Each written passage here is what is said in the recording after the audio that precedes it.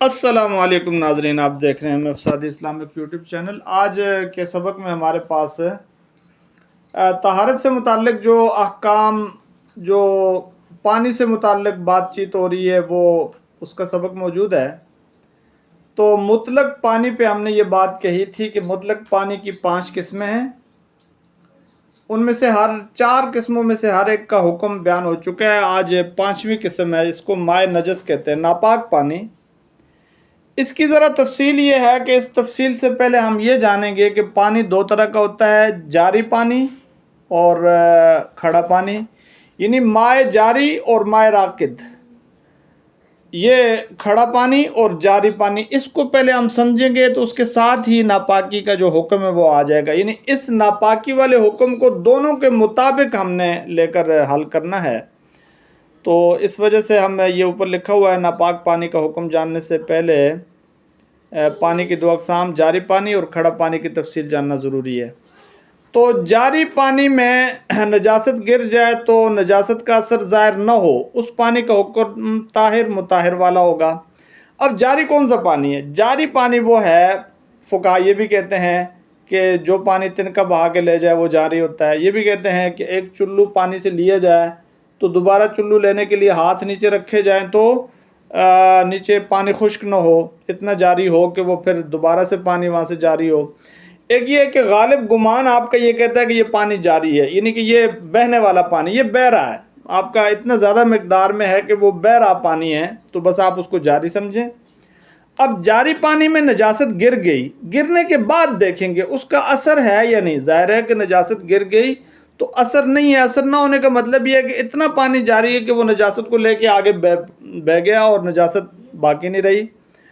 تو اگر نجاست کا اثر ظاہر نہ ہو، یعنی وہ اس نجاست کو لے کے ساتھ ہی بہا کے لے کے چلا گیا، تو اس کا حکم جو ہے وہ طاہر مطہر والا ہوگا۔ یعنی یہ پہلی جو قسم ہے مطلق کی، کہ پانی خود بھی پاک ہے اور آگے کسی چیز کو پاک بھی کر سکتے ہیں، اس سے وضو بھی آپ کر سکتے ہیں۔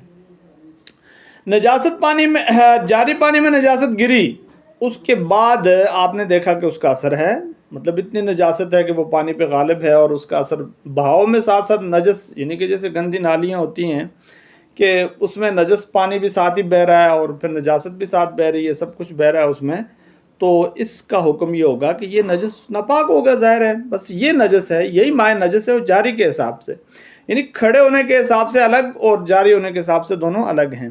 تو یہاں اس بات پر یعنی کہ یہ بات حکم موقوف ہوگا کہ اس کا اثر ہے یا نہیں۔ اگر اثر ہے تو پھر تو مطلب یہ ہے کہ وہ ناپاک ہے۔ نجاست کا اثر نہیں ہے تو پھر وہ طاہر اور مطہر والا ہے، پہلی والی جو قسم ہے اس کے حکم کے مطابق ہوگا۔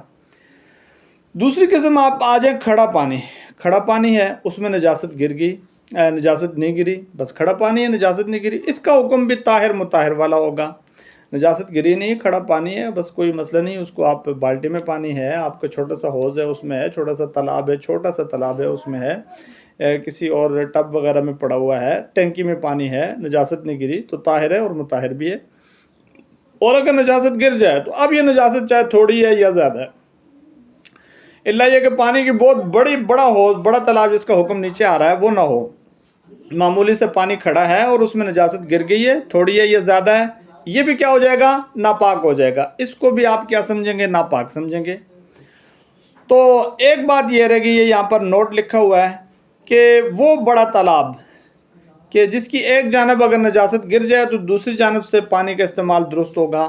بڑے تالاب میں فقہا نے یہ لکھا ہے کہ دا در دا، یعنی کہ 10 گز آپ سمجھیں کہ اس کی چوڑائی ہو، 10 گز ہی اس کی لمبائی ہو، دا در دا بھی اس کو کہا گیا ہے۔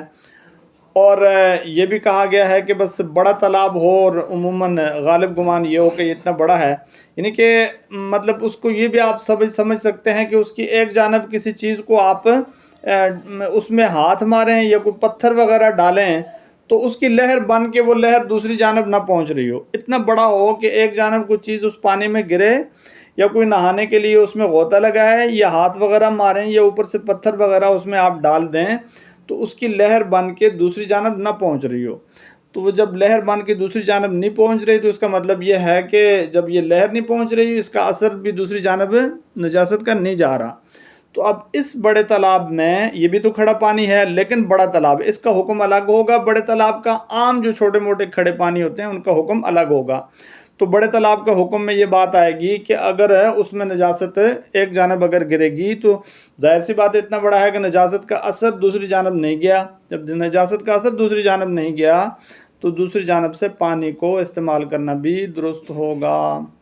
یہ تھے جی کچھ یعنی اس میں جو پانچویں قسم ہے مائع نجس ناپاک پانی، اس سے متعلق تھوڑی سی تفصیل آگے انشاءاللہ مقید پہ بحث ہوگی، اور مزید پانی کی کچھ باتیں رہتی ہیں انشاءاللہ مکمل ہوں گی، تو آگے ہم انشاءاللہ جائیں گے وضو کے بارے میں، غسل کے بارے میں، دیگر اشیاء۔